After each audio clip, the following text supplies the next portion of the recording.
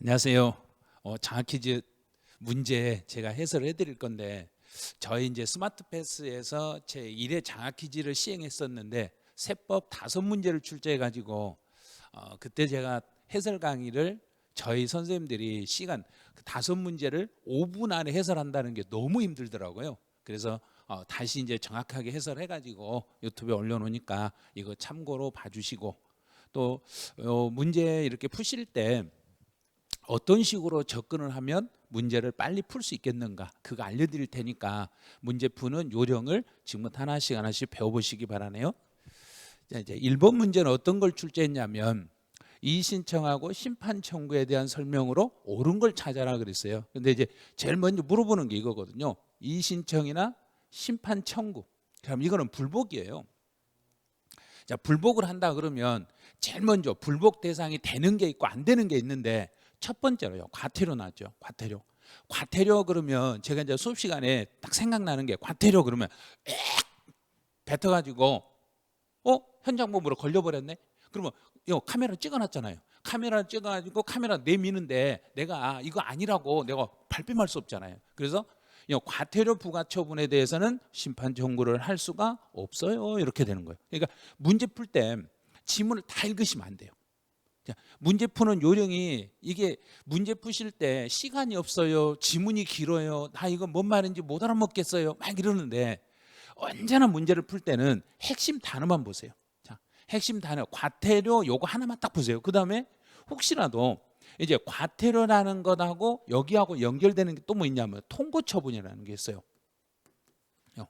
통고처분이라는 것은, 통고라는 말은 뭐냐면 이 사람은 너는 조세범, 범칙범으로 나쁜 사람이다. 범칙범으로 나쁜 사람이라고 도장을 빵 찍었어. 도장을 찍어가지고 이제 법원으로 넘겨버린 거예요. 그러면 이 사람은 이제 완전히 범죄자예요 하고 넘긴 거랑 똑같아요. 그럼 범죄자라고 했으니까 이 사람도 여기도 불복을 제기할 수가 없습니다. 이렇게 되는 거예요. 그래서 불복 제기가 안 되는 걸 찾아라 그러면 과태료, 통고 이 두 개를 딱 찾으시면 돼요.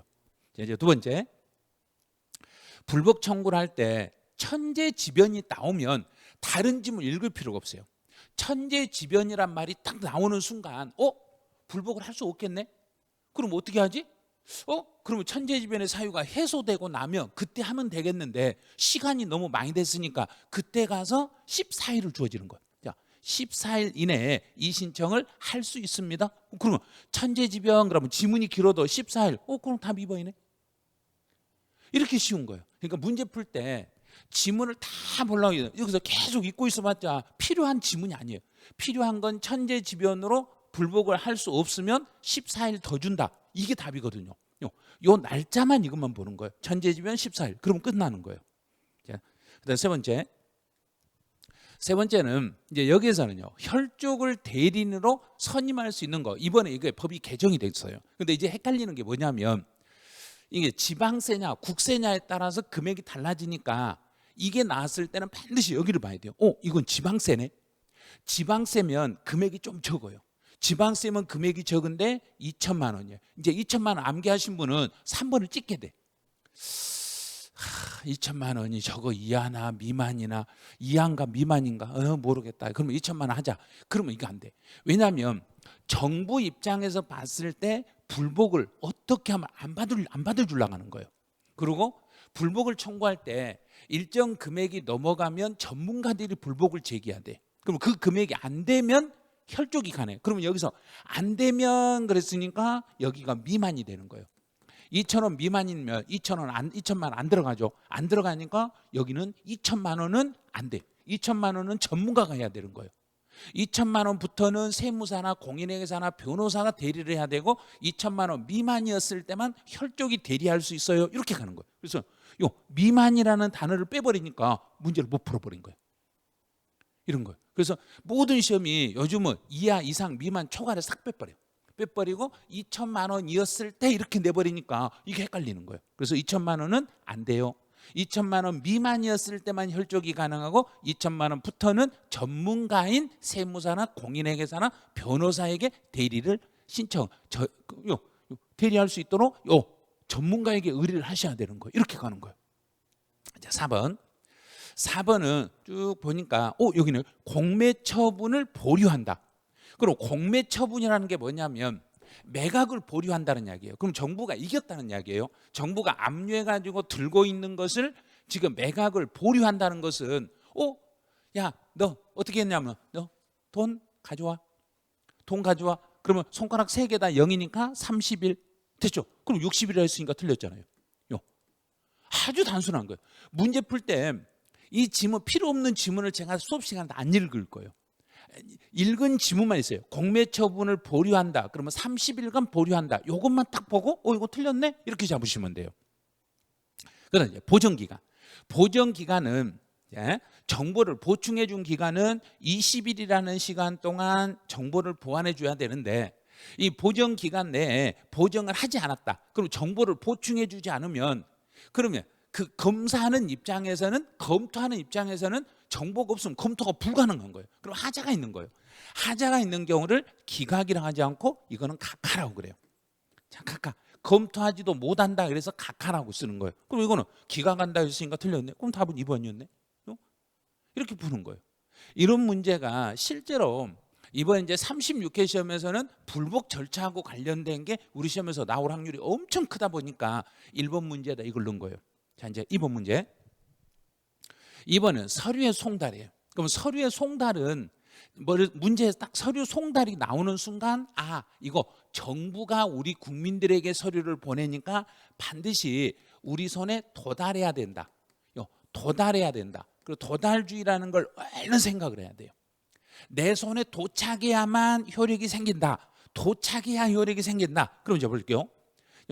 교부 송달, 직접 갔다가 그 사람한테 갖다 줘야 되는데 그 장소에 가서 서류를 송달할 사람이 가서 만나지 그 사람을 못 만났어. 그럼 집에 갔더니 그분이 없네. 없으면 그 다음에 할 일이 뭐라 했는지 얼른 기억해 보세요. 위안에 스캔을 뜬다 그랬어요. 사리 분별이 가능한가? 요걸 봐야 돼요. 사리를 판별할 수 있는 사람이 있으면 그 사람에게 송달할 수 있습니다. 이렇게 되는 거예요. 여기서 이제 이렇게 가고 이 단계에서 이제 이 단계에서 한 단계 더 들어가 볼게요. 사리를 판별할 수 있는 사람이 있는데 정당한 사유 없이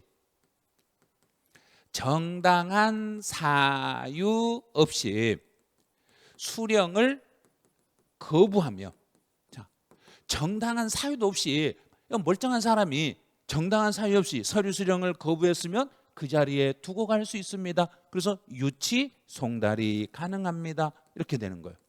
자, 이렇게까지 여기 이렇게 연결해 주셔야 돼요.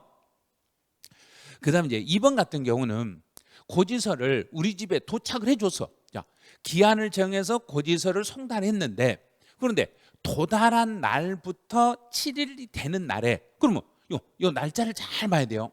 오늘 도착했는데 오늘부터 세금 낼 마감 날까지 채 7일도 안 남았어. 7일도 안 남았으면 14일의 시간을 더 드리겠습니다. 여기만 보면 돼요. 14일의 시간을 더 드리겠습니다. 맞았네. 그다음 이제 세 번째.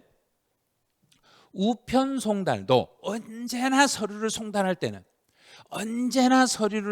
때는 도달주의라는 걸 생각을 꼭 해야 돼요.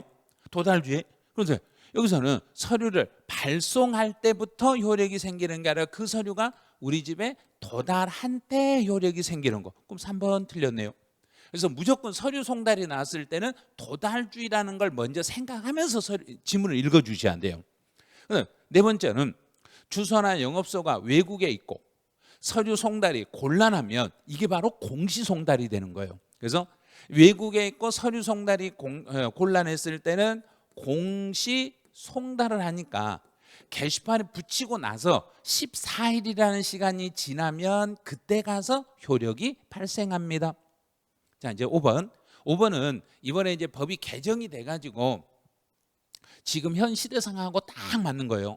송달을 받아야 될 사람이 교정시설이나 국가경찰서 유치장에 체포, 구속, 유치된 사실이 확인되면 그때는 어떻게 해야 돼요? 그러면 유치된 장소로 보내야 돼요. 그럼 틀려버린 거예요. 조심해야 돼요. 유치된 장소로 가는 게 아니라 그 장소의 장에게 보내는 거예요. 그 장소예요.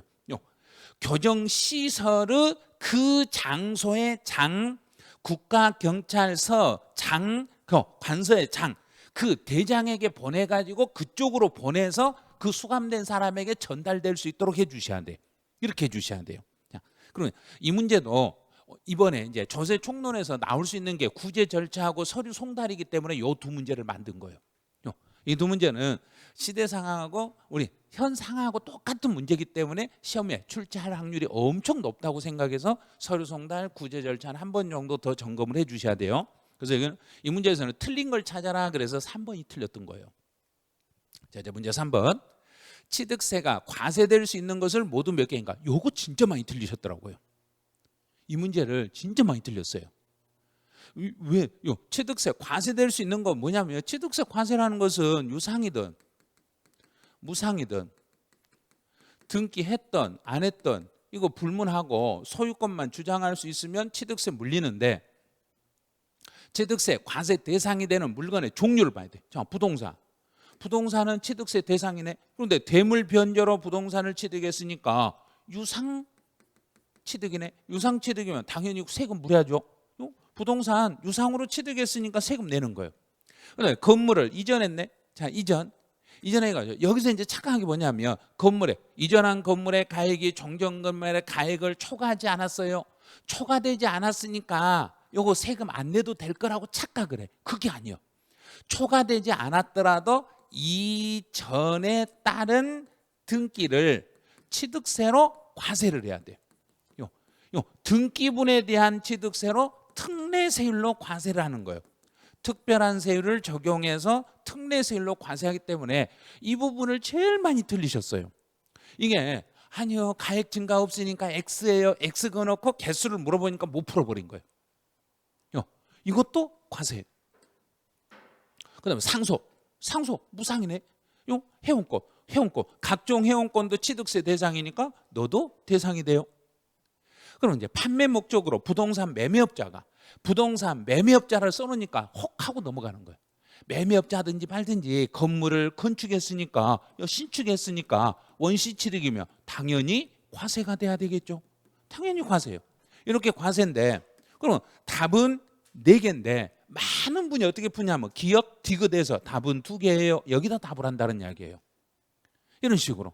그래서 언제나 니은번 여기를 조심해야 돼요. 건물을 이전했을 때는 가액 증가가 있든 없든 상관없이 이전에 대한 등기를 해야 되니까 이전 등기는 취득세로 과세를 해야 되고 부동산 매매업자가 건물을 신축해도 원시로 취득했을 때는 매매업자든 그냥 일반 개인이든 법인이든 상관없이 건물을 신축했을 때는 당연히 취득세를 물어야 돼. 여기는 어디서 착각을 하냐면 양도소득세에서는 매매업자가 부동산을 양도했을 때는 양도소득세가 아니라 종합소득세로 과세한다는 거기서 헷갈려 버린 거예요. 양도소득세에서는 매매업자들이 건물을 양도했을 때는 양도소득세가 아니라 종합소득세로 과세하는 그 개념하고 여기서 헷갈려 버리면 이 문제를 못 풀게 돼요. 그래서 3번 문제가 가장 어려웠던 문제에 속하는 거예요. 일부러 개수로 넣어놓으니까 이거 풀 수가 없는 거예요. 자, 이제 4번 문제를 가보죠. 4번은 취득세에 대한 설명으로 옳은 걸 찾아봐라 그랬어요. 이건 취득세예요. 그럼 점유로 취득을 했더라도 세금은 20년 전에 가격으로 내는 게 아니라 지금 가격으로 내니까 지금 등기했을 때 가격으로 내는 거예요. 지금 가격. 양도소득세는 옛날 20년 전의 가격하고 지금 가격하고 비교하니까 점유 개실로 가지만 취득세에서는 20년 뒤에 등기했을 때 그때 가격을 기준으로 세금을 계산해야 되니까 등기일을 취득일로 잡아야 되겠습니다. 그럼 이제 무상승계 취득의 경우에 계약이 해제됐다. 자, 무상이면 징역은 얼른 여기로 가야 돼. 취득일 60일 이거 틀렸네요. 취득일이 속하는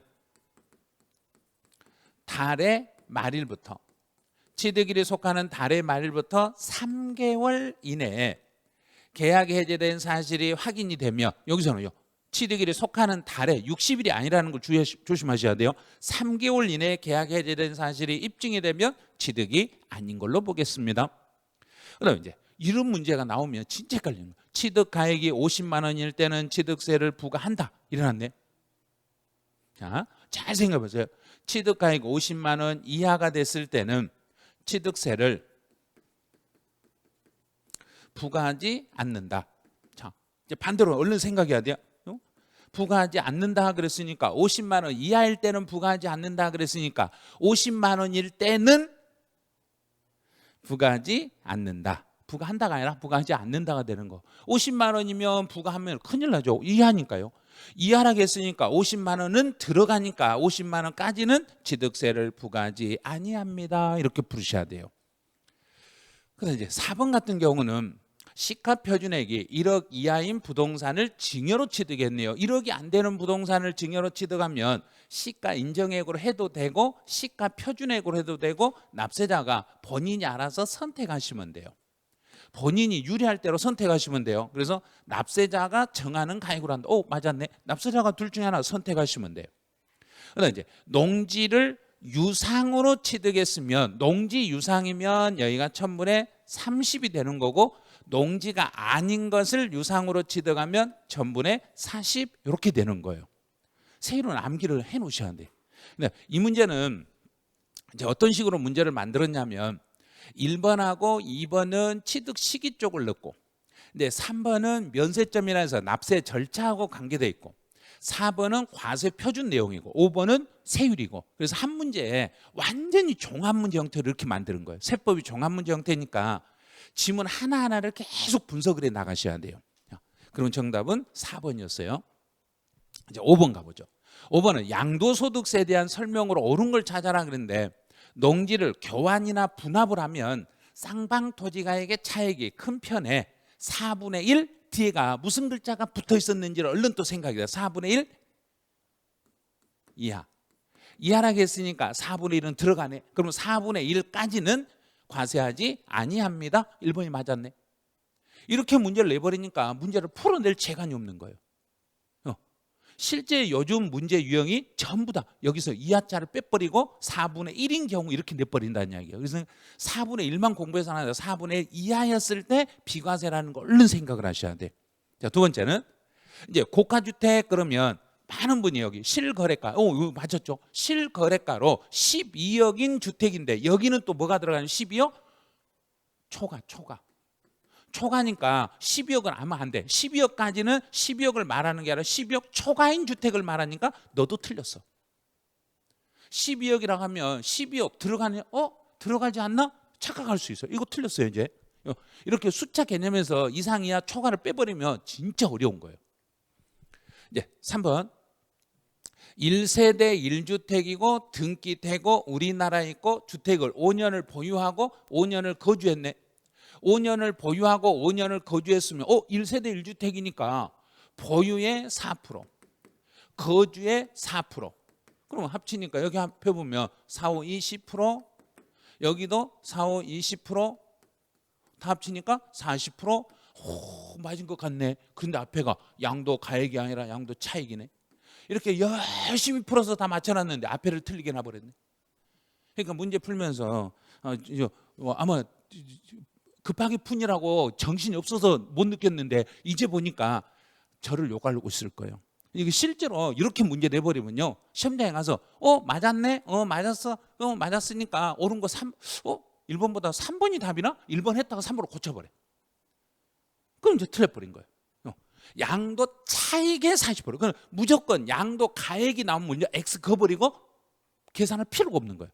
그래서 이 퍼센트가 나올 때는 반드시 앞에 여기를 먼저 보는 거예요. 양도 차익인가 가액인가를 보고 가액이라고 해놓으면 X 그어버리고 계산할 필요 없는 거고 양도 차익이라고 써놓으면 퍼센트를 곱해보고 1세대 1주택이면 4%씩 곱하고 이렇게. 그다음에 납부할 세금이 1000만 원인 경우는 분할 납부할 수 있어요. 여기도 또 빼버렸네. 1000만 원 초과 1000만 원 초과니까 1000만 원짜리는 분할 납부할 수가 없어요. 1000만 원을 초과해야 되는 거지 1000만 원은 안 돼. 그다음 이제 1년 이상 2년 미만 보유한 국내 소재 등기된 토지네요. 우리나라 거라고 했으니까 다행이에요. 1년 이상 2년 미만 보유한 국내 소재 등기된 토지는 1년에서 2년 사이니까 여기는 50%가 아니라 40%예요. 그런데 문제 될 때 1년 이상 2년 미만 보유한 국에 외국에 있는 등기된 외국에 있는 토지다 이렇게 내버리면 자, 이 토지가 외국에 소지하는 토지다. 그런데 1년 이상 2년 미만 보유한 국외 소재 토지다. 그럼 어떻게 해요? 그거야 뭐 6에서 45%죠. 보유기가 묻지도 말고 외국에 있는 건 6에서 45%니까 여기를 국외로만 바꿔버리면 완전히 어려운 문제가 돼버려요. 그러니까 문제 풀 때 어떤 식으로 문제를 내냐에 따라서 여기는 이제 숫자 같은 것 뒤에는 숫자 이거 초과 이상 이하 미만 이거 다 빼버리게 문제를 내는 거고 국내냐 국외냐를 혼동되게 해버리는 거고 장기보유 특별공제에서는 공제율에서 퍼센트를 물어보는 게 아니라 양도 차익에 대해서 양도 차익의 퍼센트를 곱하는가 이걸 물어보는 거예요. 그래서 문제가 5문제를 저희가 이제 그 스마트 패스에서 장학 퀴즈를 제1회 시행을 해봤는데 모든 과목의 과목 선생님들이 5문제를 출제하고 이 선생님들이 저희가 이 한 문제를 1분 안에 해설하는 걸 한번 도전을 해봤어요. 그런데 1분 안에 해설을 하신 분이 아무도 없었어요. 5문제를 푸는데 3번 문제 해설하고 다 쫓겨났어요. 강제로 저희가 그랬거든요. 5문제 해설을 하다가 5분 지나면 강제로 다른 분이 밀어버리고 자기 해설했거든요. 그럼 나머지 해설을 못했어. 근데 저는 이제 마지막이어가지고 해설을 5분 안에 끝낼 수는 있었는데 제가 답만 불러줘 버렸거든요. 이거 1번에 몇 번, 2번에 몇 번 답만 불러주니까 해설 5분 안에 끝났는데 그래서 다시 한번 정확하게 해설해가지고 문제 푸는 요령을 제가 유튜브에 올려드리고 밴드에 올려놓으면 한번 참고를 해보시기 바라네요. 그리고 이제 저희 이제 선생님들이 이제 문제풀이 할 때 제일 중요한 것은 기출 지문이거든요. 그래서 기출 지문에 대한 특강 일정 같은 것을 이미 다 공지해가지고 알고는 계실 거예요. 그래서 세법 저는 3월 2일하고 3월 3일 날 요 지문 해설이 있으니까 참고하시고 나중에 이제 그 혹시라도 나 해설 강의를 못 듣더라도 교재는 구매를 해가지고 교재를 지문을 읽어보세요. 왜냐하면 전부 옳은 지문으로 표시가 돼 있기 때문에 옳은 지문을 그냥 읽기만 하시면 돼요. 계속 반복을 한 3번 정도만 읽어주시면 문제 푸는데 아마 엄청 도움이 되실 거예요. 그래서 처음에는 문제를 먼저 풀지 마시고 지문 해설을 하는데 지문 해설을 어디가 핵심 단어인가를 체크하시고 그 지문을 3회독 정도만 하시면 충분히 문제는 풀 수 있으니까 기출 지문집으로 먼저 준비를 좀 해주시고 그다음에 문제는 나중에 조금 지난 다음에 풀어주세요. 그다음에 이제 저희 스마트 패스 장학 퀴즈 이해가 또 궁금하실 건데 이해도 머지않아서 또 준비 중에 있을 거예요. 여러분들이 이제 열심히 하고 계시면 저희가 다시 한번 여러분에게 기회를 한번 드릴 거예요. 그래서 이번에도 참여는 많이 하셨는데 5분 안에 30분에 30문제를 30분에 풀어서 답안지를 제출하는데 너무 어려워하시더라고요. 그래서 30분 안에 그 답안지를 제출하시는 분이 많지가 않았어요. 그걸 못 풀었다 하더라고요. 처음이니까 아마 그랬을 수는 있어요. 그런데 한 번 더 열심히 공부를 하셔가지고 혹시 이해 장학 퀴즈가 있으면 모든 분이 한번 도전 한번 해보시기 바라네요. 그리고 이제 세법에 너무 두려워하지 마시고 세법 지문은 읽으면서 핵심 키워드를 꼭 찾아주셔야 돼요. 찾으면서 읽으시면 지문이 쉬우니까 그렇게 한번 해보시기 바라네요. 그럼 저는 이제 장학 퀴즈 또 2회에서 만나 뵙기로 하고 1회 문제 해설은 여기서 마치죠. 네, 수고하셨습니다.